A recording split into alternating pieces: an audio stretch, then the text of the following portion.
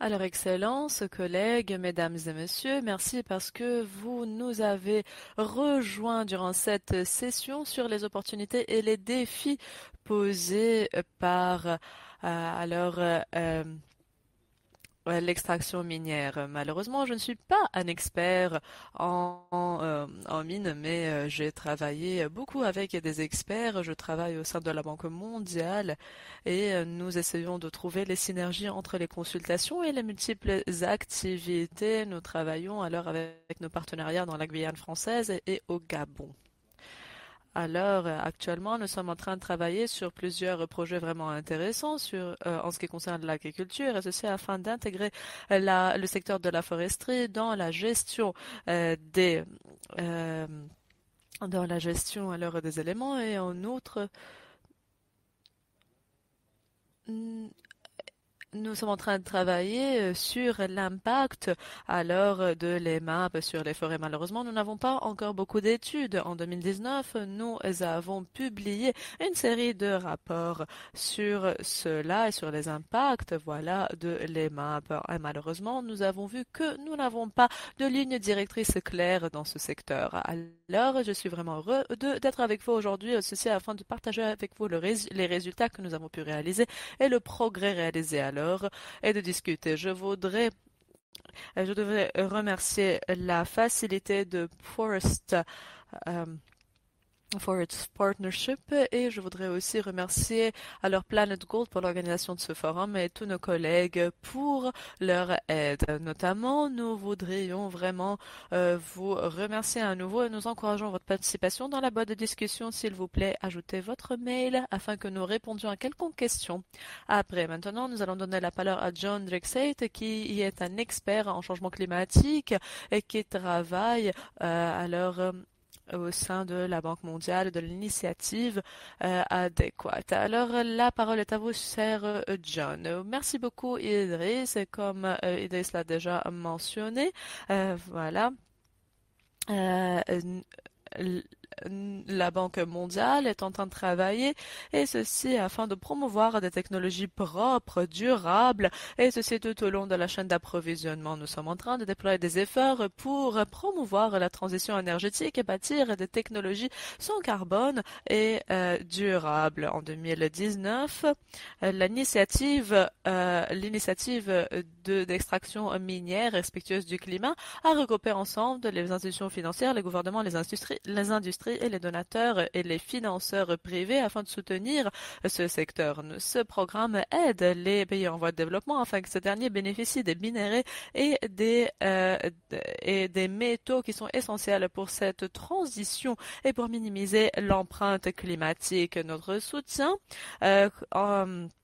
implique le financement, la consultation, la mitigation des risques, les instruments adéquats et aider les pays afin qu'elles puissent réaliser leurs contributions nationales et ce qui font partie de l'accord de Paris. Cette initiative est soutenue par la Banque mondiale et par la corporation ou par l'entreprise de l'initiative financière. En outre, l'impact négatif atteint la terre, l'eau et l'air et affecte aussi les communautés et les environnements. À cet égard, nous soutenons une série d'initiatives, et ceci afin de minimiser l'impact climatique et environnemental tout en encourageant la compétitivité. Ceci inclut le soutien de l'intégration de l'énergie durable au sein des opérations d'extraction minière, notamment que ce secteur fait partie fait partie ou est un principal générateur et émetteur de gaz à effet de serre. En outre, nous voudrions promouvoir l'intégration à l'heure des énergies renouvelables, ce qui constitue une tâche essentielle. En outre, nous soutenons l'utilisation stratégique des données géologiques, et ceci afin de comprendre les enjeux stratégiques, et ceci afin que les pays en voie de développement puissent comprendre exactement quelles sont alors les réalités auxquelles ils font face, et quels sont les minéraux disponibles, et bien entendu, en prenant en compte la perspective des extractions minières respectueuses du secteur forestier. En outre, Beaucoup de ces minéraux sont retrouvés dans les forêts tropicales, et voilà, ceci impacte la déforestation par exemple, et c'est quelque chose de très sérieux, de très dangereux. Nous allons aborder cela à travers cette présentation. L'extraction des minéraux, le fait de soutenir ces pays et l'adoption alors d'une économie circulaire afin de réutiliser ces minéraux va non pas seulement soutenir les gouvernements, mais va aussi combler et permettre de respecter voilà la demande dans le futur. Si les mines sont gérées d'une manière durable, les impacts négatifs vont être évités. Et en outre qui affectent l'environnement et les communautés locales. Alors, le l'extraction minière ne n'est pas limitée alors à tout ce qui y est à tout ce qui est impact environnemental, mais aussi nous prenons en compte le point de vue des communautés, nous prenons en point de vue le côté environnemental et climatique et des populations et la vision des populations indigènes. Je pense que ma collègue Catalina a déjà offert des informations, des détails complémentaires. Et comme Idriss l'a déjà mentionné, si vous avez quelconque question supplémentaire, nous allons essayer d'y répondre après cette séance.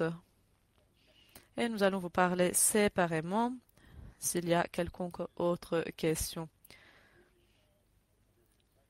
C'est vraiment, CSM est une initiative vraiment dynamique et nous avons travaillé pour des années. Et bien entendu, l'extraction minière est une composante essentielle sur laquelle nous travaillons. Nous essayons d'aborder la mitigation, la résilience du climat et les mécanismes du marché. Je pense que ce sont des éléments essentiels et vraiment très intéressants qui se rapportent alors aux activités d'extraction minière qui respectent le climat. Alors Idriss, je vous donne la parole et je m'attends vraiment à cette séance fructueuse. Merci beaucoup pour votre introduction et parce que vous avez expliqué aussi alors votre position à cet égard. Alors maintenant, je voudrais présenter Estelle Levinal, la fondatrice et la PDG de Leven Sources, et Félix Fouchka, qui vient de l'Alliance de l'extraction minière responsable. Ils vont nous donner leurs expertises et partager leurs opinions. Alors Estelle et Félix, soyez les bienvenus.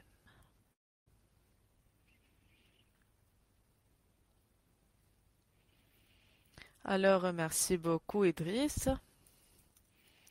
Notre consortium qui est intitulé FSM ASM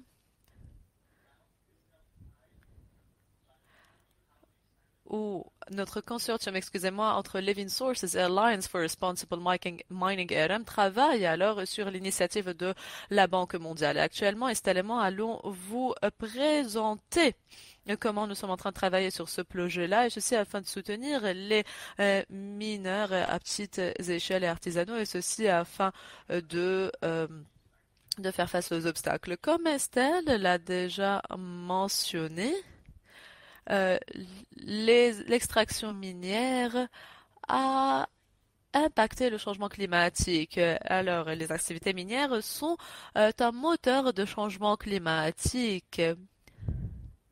Et les mineurs y jouent un rôle essentiel. C'est pour cela que la Commission de la Banque mondiale a à développer trois objectifs. Alors, en premier, développer des principes, des critères et des indications que nous allons appeler PCI et des lignes directrices pour des activités d'extraction minière responsables ou qui respectent le climat. Ceci signifie que nous allons nous focaliser sur le paysage forestier. En outre, développer des processus pour inclure, voilà, ces normes ces normes dans les standards, dans les normes déjà existantes en ce qui concerne l'extraction minière du climat. Alors, nous avons déjà des normes que nous appelons BOLT et nous allons les intégrer les nouvelles normes, les nouveaux processus au sein des processus déjà existants. Et après, nous allons réaliser des études de faisabilité sur la mise en œuvre de ce projet dans 4 pays essentiels. Voilà, ces objectifs peuvent être traduits.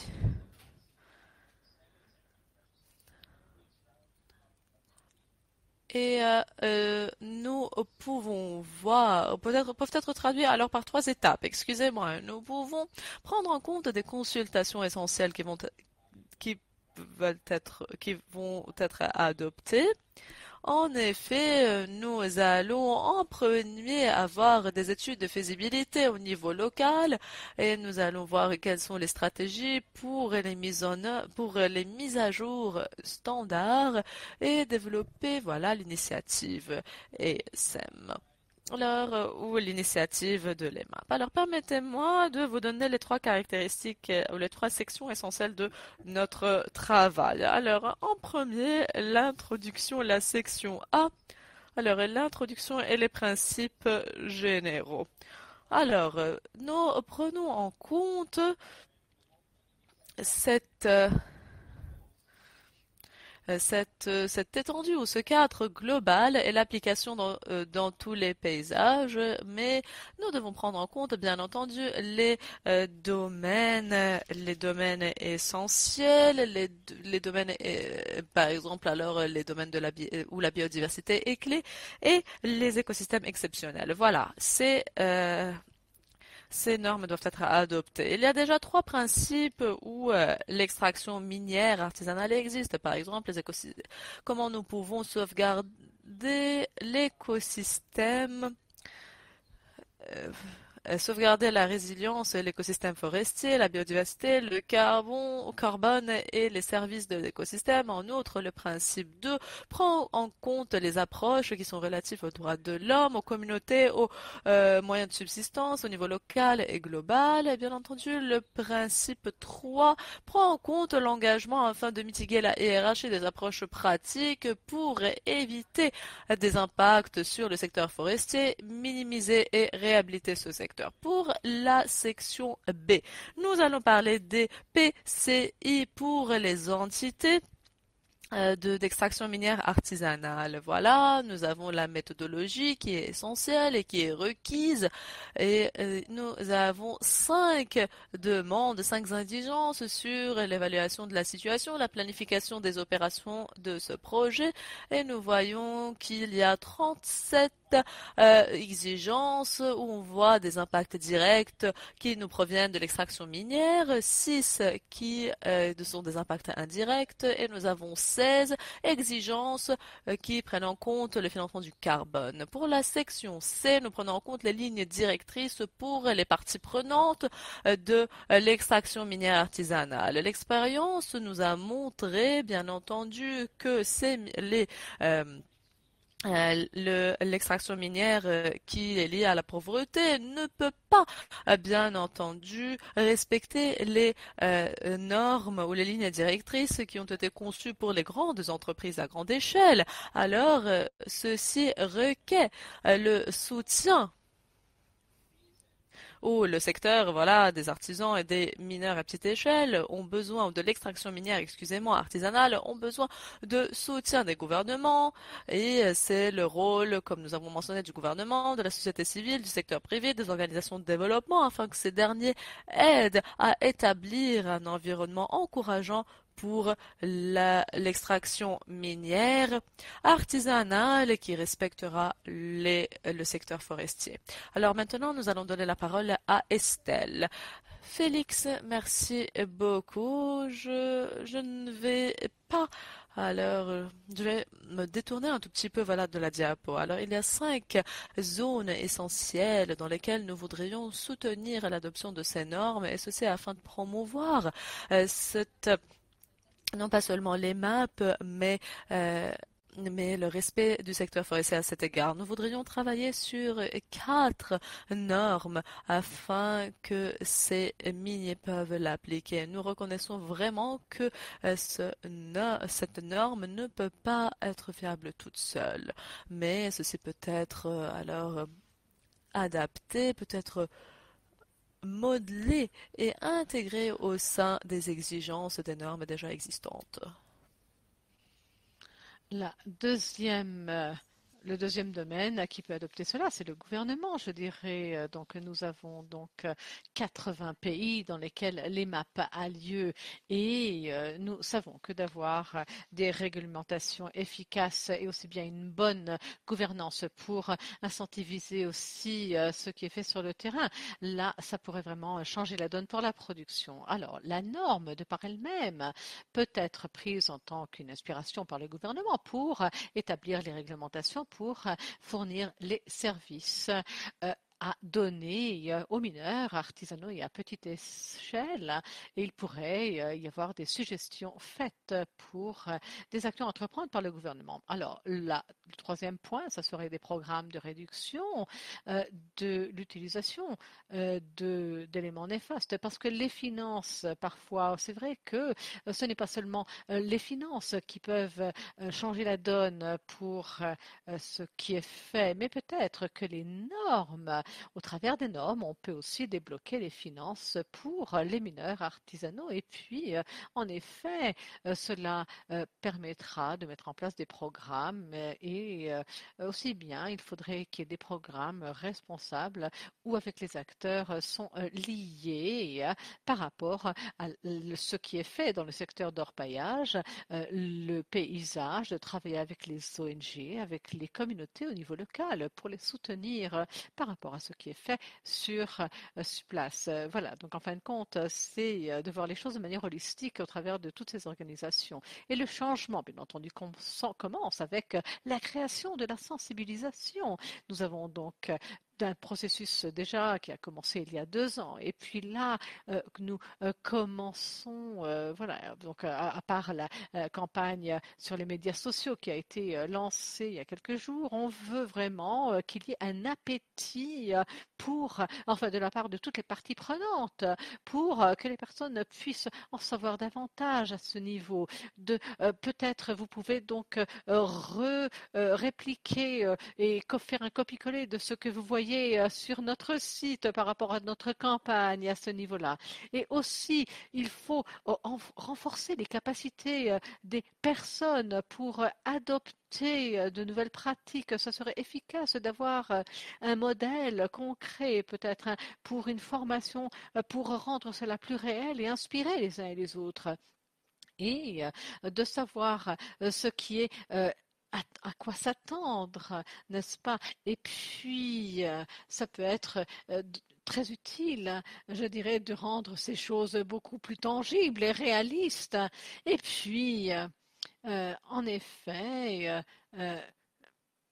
il est nécessaire de travailler avec ces normes, de le faire conjointement et de promouvoir et d'avoir les ressources pour le faire et promouvoir les outils. Et puis aussi bien pour les affaires, il est clair que les personnes qui veulent utiliser cela, je pense que ce serait bien s'il y avait donc un financement pour développer un marché qui bénéficierait de ces formations.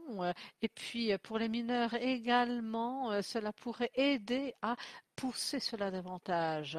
Alors, et puis c'est vrai qu'il y a 5 projets pilotes qui attendent à être mis en œuvre pour la Colombie, le Ghana, le Libéria. Et il y a d'autres pays qui ont un intérêt qui pourrait commencer, tels que le Congo ou la Sierra Leone, par exemple, qui avaient mentionné un intérêt de participer. Et je pense que, voilà, donc si vous êtes un financier, si vous voulez financer ce genre de projet, allez-y, parce qu'on attend encore un financement pour ces projets. Voilà, donc en effet, cela nous permettrait de passer à l'action. Il est inutile aussi de mentionner que si on pouvait donc publier, promouvoir cela à toutes les communautés ou aux organisations de la société civile qui travaillent sur le terrain, je pense que cela pourrait aider et ça crée. C'est important d'avoir une coordination, d'avoir une coalition coalition de pouvoir aussi bien adopter et bâtir davantage des outils qui sont beaucoup plus abordables. Je pense que de travailler ensemble par rapport à des stratégies, enfin, je pense que c'est vraiment un appel à un leadership de la part des organisations. Si vous pouvez le faire, n'hésitez pas à le mentionner, à nous soutenir à cet égard. Et puis, avec tous les partenaires qui travaillent, que ce soit donc le World Bank et d'autres organisations, c'est extraordinaire de pouvoir soutenir toutes ces personnes au travers de ce parcours.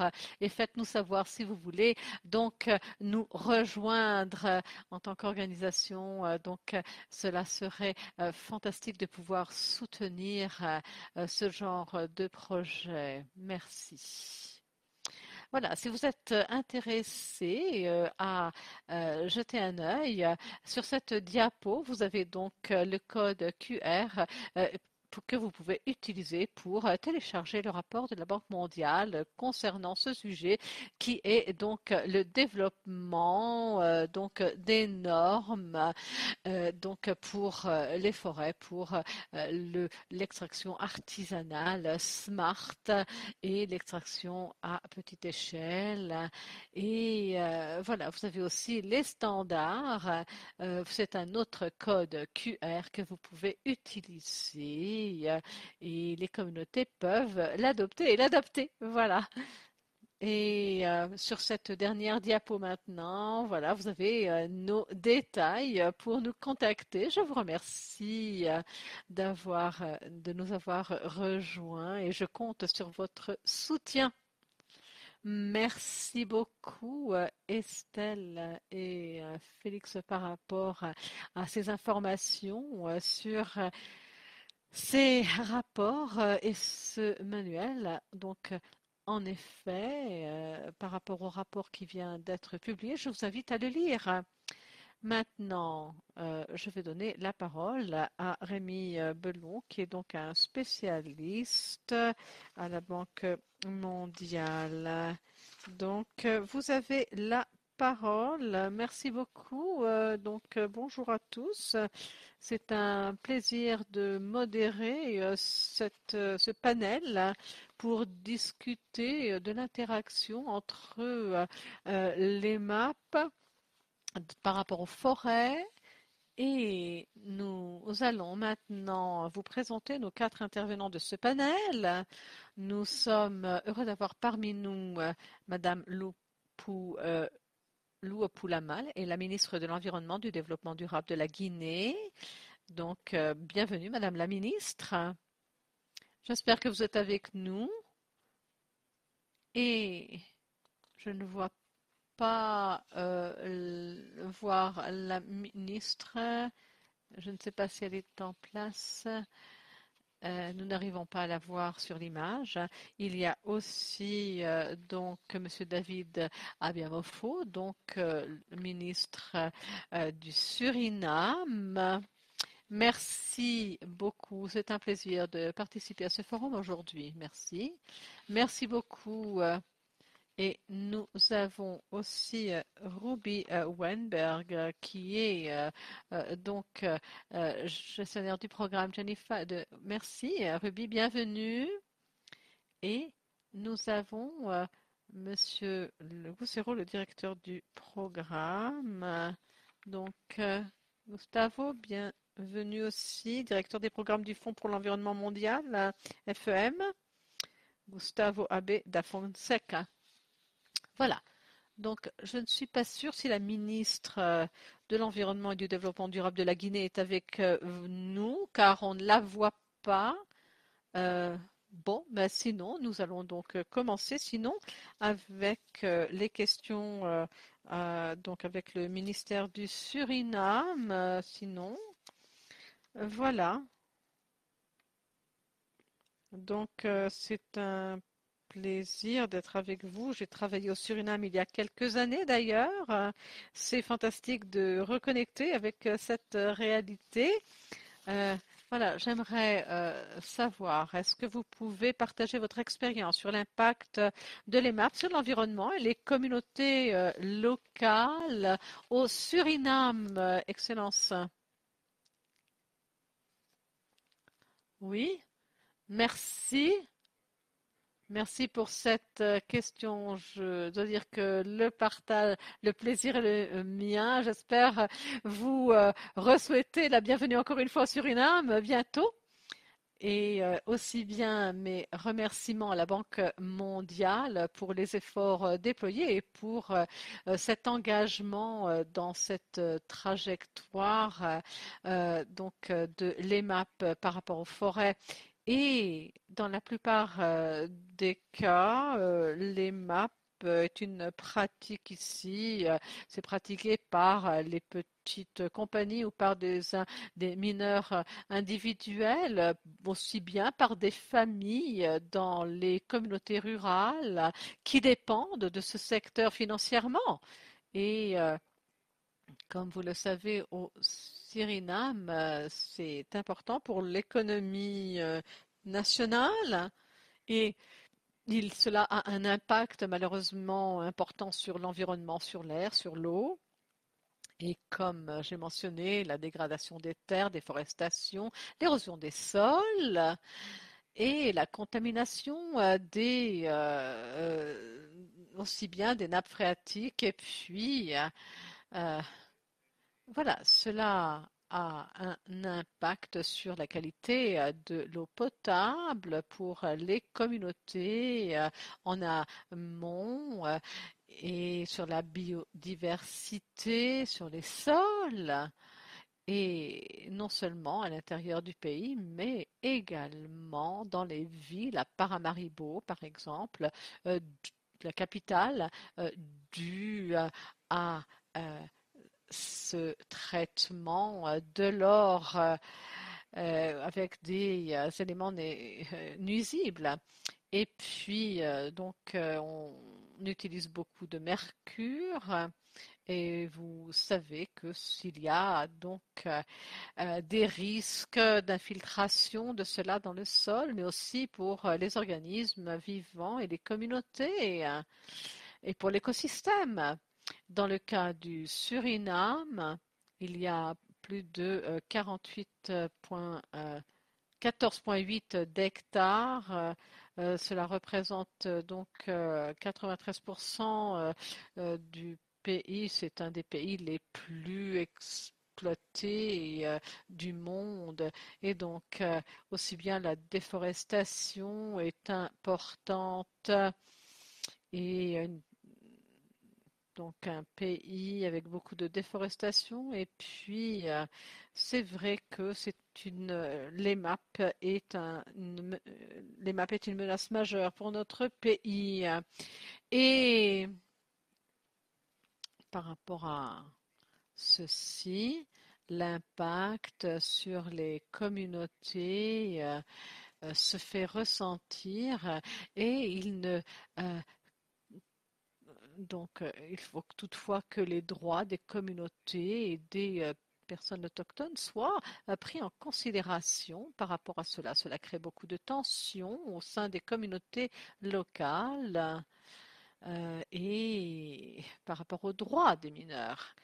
Toutefois, au niveau de l'administration, il y a donc une note concernant la politique du ministère, concernant on aimerait avoir des procédures en place éthiques qui pourraient être établies pour nos communautés. Voilà, c'est la voie à suivre pour nous, je pense. Il faudrait mettre en œuvre cette nouvelle politique et ça serait donc de s'assurer de les tensions, les conflits à l'avenir. Et ça, voilà, c'est ma réponse à cette question et j'espère avoir contribué à la discussion. Je vous remercie. Merci beaucoup, Monsieur le Ministre. Il est extrêmement important pour nous d'écouter la perspective d'un des pays les, euh, les plus déforestés, disons, dans le monde entier. Nous voyons que c'est un grand défi d'équilibrer la nécessité de recevoir des moyens de subsistance. Je pense que nous avons maintenant Madame Loupou qui est en ligne. Est-ce que vous pouvez nous entendre, Madame la ministre? Oui, je vous entends. Bonsoir à tout le monde. Bonsoir. Thank you so much for joining. Alors, permettez-moi de vous présenter à nouveau. Vous êtes alors la ministre de l'Environnement et de Développement durable dans la Guinée. Nous sommes vraiment honorés de vous avoir avec nous. Alors, nous avons écouté le Suriname. Maintenant, nous allons vous poser une question, la même question. Est-ce que vous pouvez partager avec nous votre expérience alors à propos de l'impact de l'extraction minière artisanale, non pas seulement sur l'environnement, mais dans les communautés? Merci beaucoup de m'avoir invité à ce forum très important. En Guinée, les conditions de vie précaires des populations rurales et la faible intégration économique du secteur minier industriel entraînent une forte augmentation de l'exploitation minière artisanale avec une courrier vers l'or. Ce mouvement en faveur de l'orpaillage qui reste encore jusque-là très difficile à contrôler entraîne d'importants impacts environnementaux et sociaux comme la destruction des écosystèmes, la déforestation, la dégradation des terres, la pollution des cours d'eau avec l'utilisation du mercure, parfois du cyanure et d'autres produits chimiques, entraînant ainsi des pertes en vies humaines.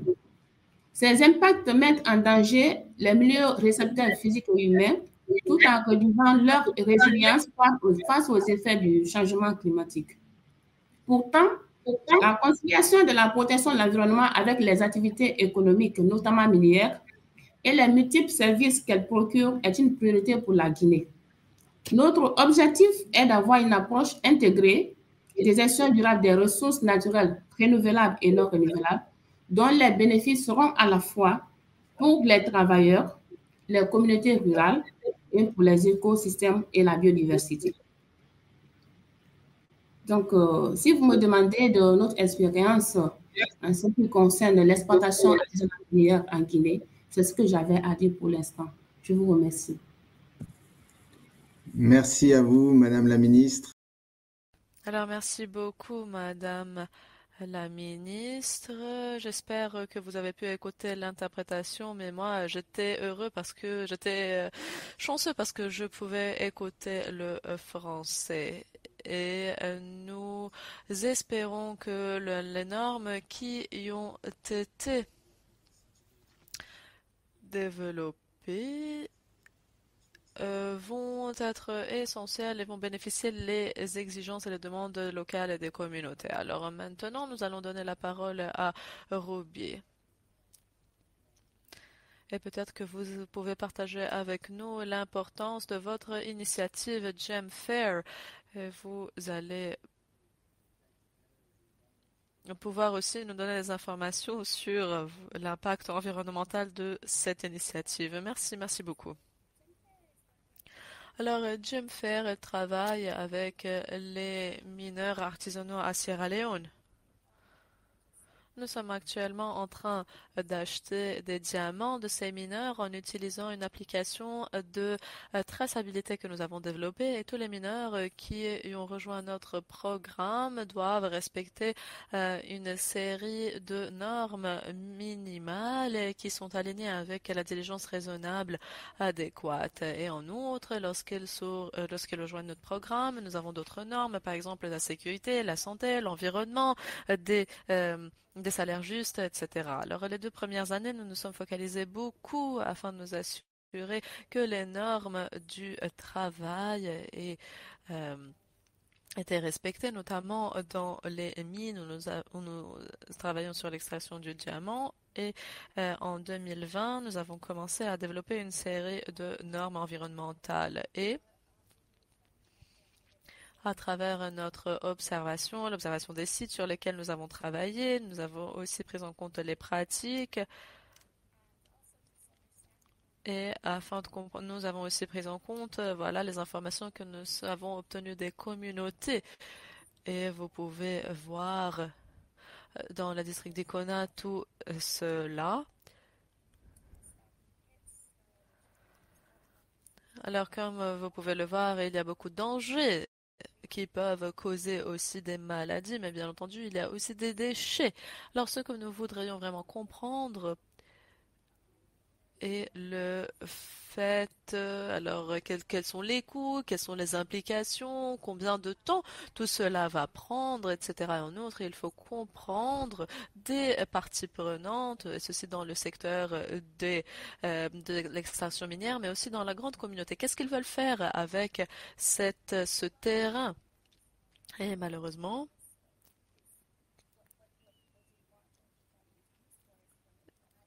et excusez-moi, et les gens veulent, voilà, utiliser ces terrains pour l'agriculture. Alors, il est important de travailler avec les parties prenantes, et ceci sur les sites que nous avons pu réhabiliter, et ceci afin de cultiver ce terrain. Merci beaucoup, Ruby.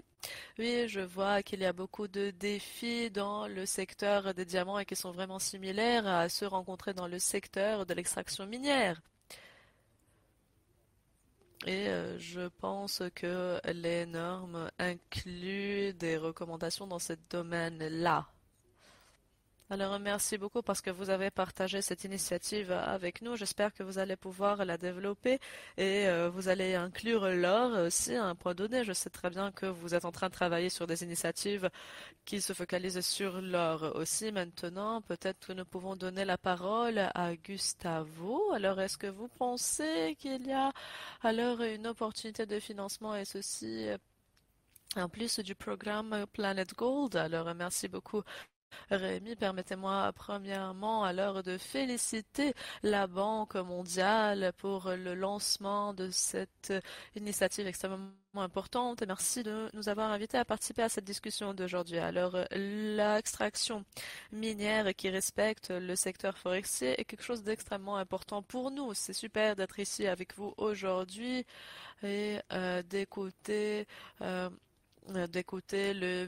Son Excellence le ministre du Suriname, Son Excellence la ministre de la Guinée et Mademoiselle Ruby Stocklin. Merci pour vos contributions à cette discussion. Alors, nous, le GEF, sommes un mécanisme financier qui soutient alors l'environnement. Nous soutenons alors les conventions sur le changement climatique, la déclaration des terrains, etc. Et en outre, nous soutenons de conventions extrêmement importantes. Alors, nous avons aussi un investissement actif dans le domaine qui gère les ressources de l'eau douce.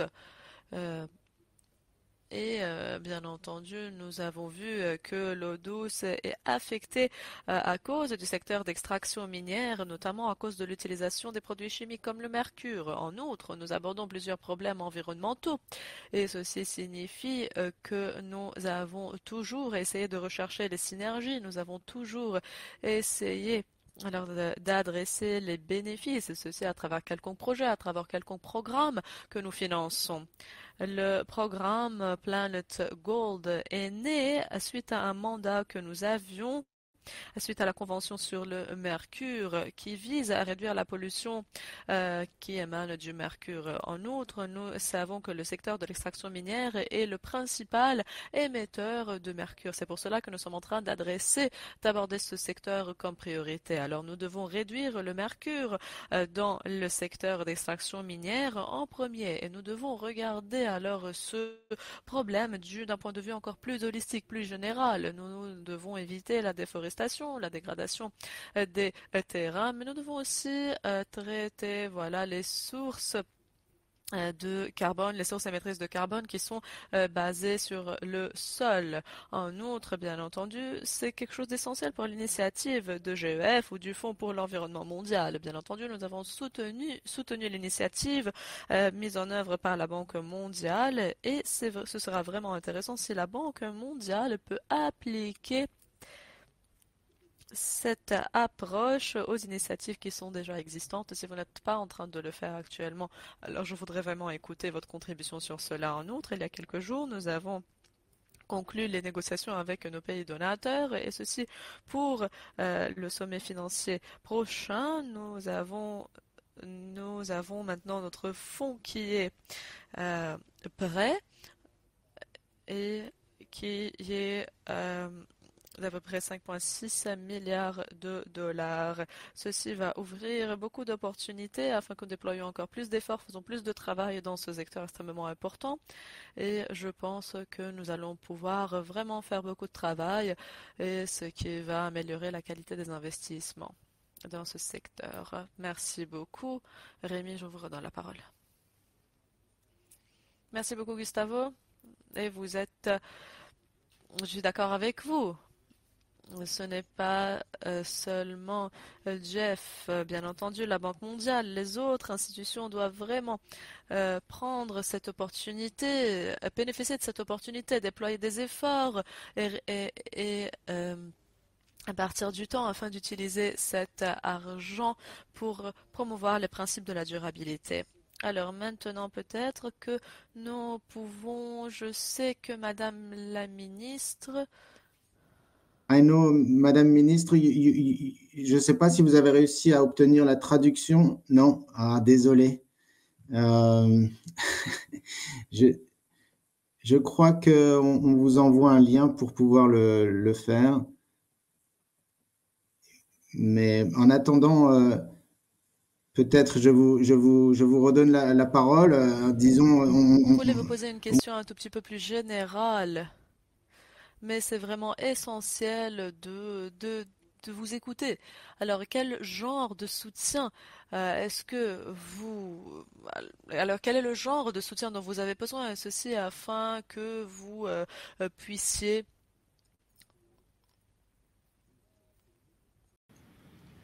Est-ce que voulez-vous que je le traduise ou c'est pas? Oui. Non, j'ai compris la deuxième question. Quel soutien nécessaire, quel type de soutien nécessaire? C'est ça. Alors, merci. Je ne sais pas, vous me recevez?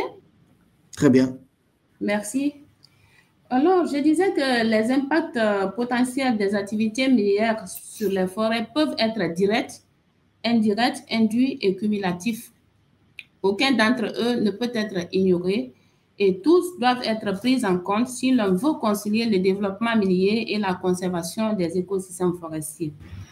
Et donc, ainsi, pour accroître et renforcer la prise en compte des forêts et la protection de l'environnement dans les pratiques de l'artisanat minier, il est plus que nécessaire d'améliorer le cadre réglementaire et institutionnel dans les domaines de l'exploitation minière artisanale et la protection de l'environnement par l'appui à l'élaboration et ou l'actualisation et la vulgarisation des tests d'application des codes, notamment le code forestier et le code de l'environnement.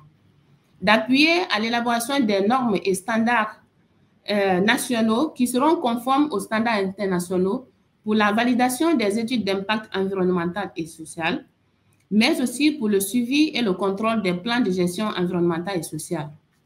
Promouvoir la planification intégrée de l'utilisation des terres pour l'exploitation minière et le développement des infrastructures connexes. Fixer des objectifs de haut niveau pour la gestion environnementale et sociale. Mettre en place des mécanismes de compensation des effets négatifs de l'exploitation minière et renforcer la capacité des pays en matière de gestion du secteur minier ou de la gouvernance minière. Voilà quelques préoccupations et des suggestions, des pistes de solutions pour renforcer les capacités et la prise en compte des forêts dans l'exploitation minière. Je vous remercie.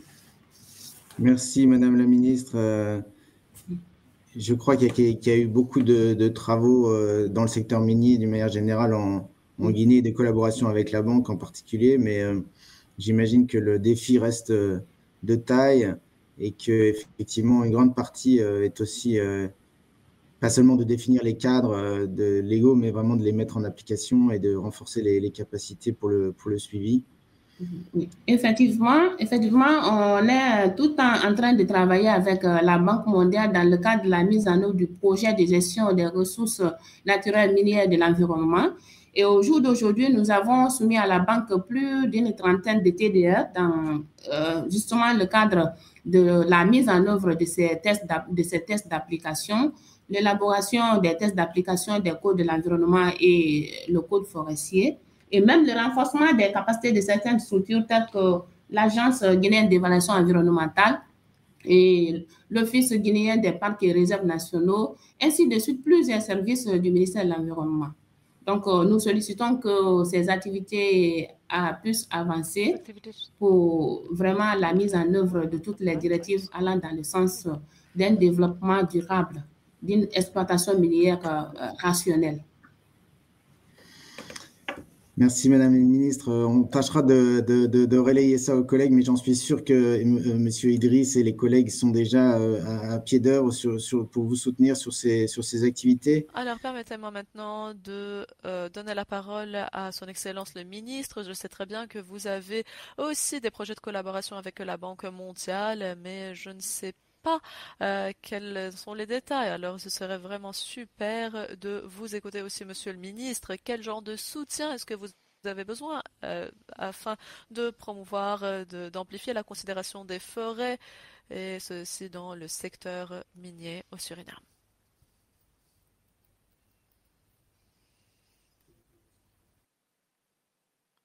Oui, oui, on peut très bien vous entendre. Allez-y, allez-y. Alors, pour réduire l'impact négatif et d'avoir accès à des données, je pense que c'est très important pour nous. Et ça sera quelque chose d'essentiel pour renforcer la capacité des mineurs, mais également pour améliorer et promouvoir les meilleures pratiques pour le secteur de l'orpaillage au Suriname. Et ce secteur, oh, Madame la Ministre, on vous entend parler. Donc, et ensuite, pour soutenir ce secteur et pour que ce secteur devienne un secteur sans mercure et qu'on puisse renforcer la capacité des mineurs. Et de réviser aussi la législation minière et de prendre ces aspects en considération. Et nous sommes justement en train de développer une nouvelle législation minière, et des stratégies progressives doivent être aussi bien mises en place pour éviter les conflits et pour qu'il y ait un accès financier afin de promouvoir une nouvelle technologie et son utilisation sur le terrain. Il faut qu'il y ait un bon engagement et un leadership démontré de la part de tous les acteurs, et aussi bien l'harmonisation des politiques et la coordination de l'EMAP, concernant l'EMAP, par les différentes agences, par les différents ministères, que ce soit le ministère des ressources naturelles, de l'agriculture, des finances, aussi bien les agences de développement. Il y a tellement à faire pour renforcer ces activités minières et de les réguler au Suriname. Et en conclusion, vous avez mentionné un peu plus tôt que nous sommes, oui, en effet, nous sommes en train, avec la Banque mondiale, nous mettons en place l'Institut des minerais où avec l'université, ils travailleront ensemble. Et il y a d'autres objectifs, bien entendu, pour mieux équiper ces mineurs artisanaux et à petite échelle sur le terrain. Je vous remercie.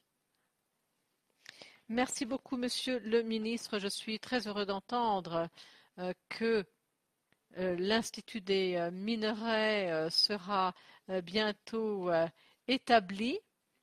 c'est un projet ambitieux, un plan ambitieux. Et c'est fantastique de voir que cela contribuera au suivi de l'extraction minière artisanale et à petite échelle et à réduire les effets néfastes sur les forêts dans votre pays. Alors peut-être que Ruby pourrait parler du rôle du secteur privé dans les activités de FSM et comment est-ce que celui-ci peut contribuer à des résultats positifs pour les maps.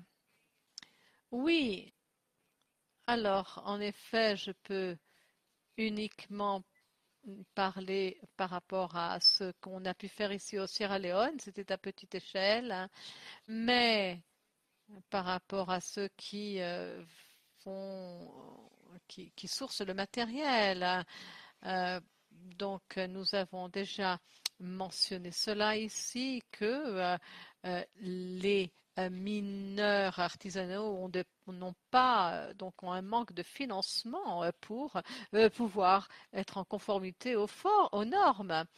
Et je pense que ce qui est important de faire pour soutenir les mineurs, c'est d'essayer d'être en conformité, de les aider pour être en conformité avec ces normes basées sur le secteur dans lequel ils travaillent. Eh bien, nous avons eu la chance de pouvoir faire partie du panel de la révision sur le PCI ASM et FSM, sur les résultats de développement. Et nous avons, voilà, pour sélectionner les sites, pour les projets recommandés, le type de sol, etc.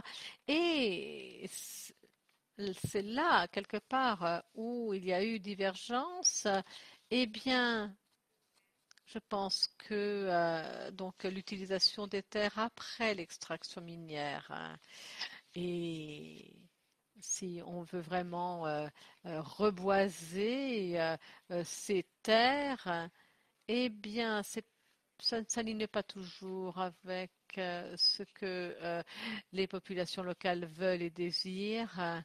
Et oui, pour l'utilisation durable des terres, pourtant c'est essentiel. Je pense on préfère. On préfère bien entendu discuter avec toutes les parties prenantes à ce sujet, mais ce qu'ils voulaient au niveau local, c'était surtout de l'agriculture une fois que ces terres avaient été déboisées. Mais cela a un effet sur les forêts. Il faut diminuer l'impact sur les forêts toutefois. Merci beaucoup Ruby.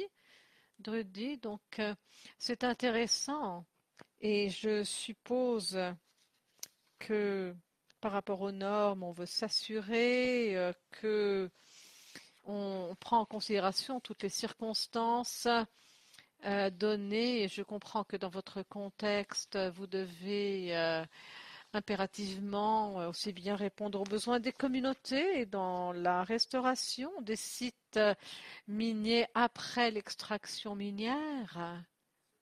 Et Gustavo, peut-être que la dernière question vous est adressée alors. Enfin, vous avez exprimé comment est-ce que vous pourriez continuer à soutenir ces pratiques, des pratiques positives dans l'extraction minière artisanale? Est-ce que vous avez pu approfondir cela par rapport aux normes? Ça serait bien d'entendre de votre part quelles sont les voies d'amélioration par rapport à ces normes et comment les intégrer quelque part. Oui, bien sûr. Alors, oui, en effet, nous voulons donc stimuler cela. Et nous avons un projet, vous ne le savez pas peut-être, mais nous dépendons de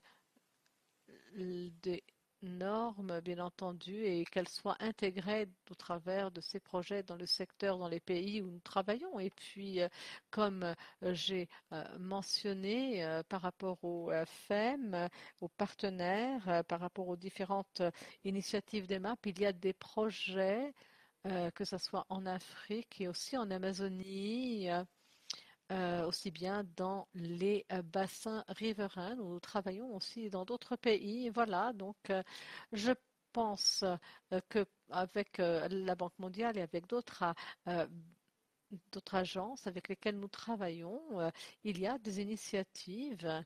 Et en outre, par rapport aux études de cas, dans le document mentionné plus tôt, c'est vrai que il est bien de considérer un soutien par rapport à l'EMAP, ça serait une bonne opportunité de coordonner cela. Et par rapport à cela, il faut voir comment est-ce que les pays s'alignent avec les processus, les normes et les outils et les priorités. Donc, quelles sont les priorités, bien entendu c'est clair par rapport à ce qu'on a entendu aujourd'hui, que ce soit de la part de la ministre de la Guinée ou du ministre du Suriname. Eh bien, c'est important d'utiliser cet outil qui pourrait aider parmi tout cet arsenal d'outils que nous avons pour obtenir de bons résultats dans ce secteur. Et finalement, par rapport à ce que le ministre a mentionné, la nécessité de politique, eh bien, en effet, il faut qu'il y ait donc, ça fait partie, c'est une partie importante, qu'il y ait donc la cohérence, l'harmonisation dans les politiques pour le secteur minier. En effet, et puis au travers de cela, on peut s'assurer d'une certaine de synergie qui pourrait nous aider à trouver des solutions aux problèmes existants et clairement qui pourrait nous aider tel que l'ont mentionné les ministres. Je vous remercie. Merci, Rami. Merci beaucoup, Gustavo. Et je pense que nous sommes arrivés à la fin du temps qui nous avait été imparti. Et merci à tous pour avoir participé à cette séance. Et merci à tous les membres extraordinaires de ce panel. Et par rapport à cette recherche et à ce rapport, c'est vrai que les outils nous aideront à trouver un nouvel équilibre pour aussi bien les moyens de subsistance des mineurs, artisanaux et à petite échelle de l'or. On connaît la magnitude du problème et des défis, mais il y a aussi la réalité, bien entendu, sur le terrain, et les normes doivent être améliorées pour pouvoir créer une situation qui et en effet, différents efforts déployés pourront contribuer à améliorer les pratiques. Ayant dit cela, je vais donner donc la parole à Idriss pour les remarques de clôture. Merci à tous. Merci beaucoup Rémi et merci beaucoup pour cette discussion très intéressante sur les défis et les opportunités. Donc aux organisateurs de Planet Gold et merci beaucoup et aussi bien aux honorables ministres et aux membres de ce panel et aux participants sur les pratiques minières. C'est un sujet très important pour en effet, sinon, il y a une perturbation des systèmes de la biodiversité et du respect des droits humains et le secteur aussi bien minier. Nous avons discuté de différentes pratiques qui portent atteinte à la subsistance, aux moyens de subsistance des mineurs et puis il y a aussi eu les expériences mentionnées par le Suriname et la Guinée. Nous avons aussi bien parlé des nouveaux rapports qui ont été publiés, des meilleures pratiques pour ces opérations minières et nous sommes très heureux de voir qu'il y a un intérêt pour ces normes de la part des pays aujourd'hui, le Suriname et la Guinée, du secteur privé et des partenaires clés comme FEM, tels que mentionnés au travers des différentes initiatives et Planet Gold et des opportunités que cela représente. Nous espérons pouvoir en discuter davantage et de passer de la phase pilote à la pratique. Vous avez eu les renseignements pour les rapports. Je vous conseille de les lire et je vous remercie. Je vous souhaite une très bonne journée. Au revoir.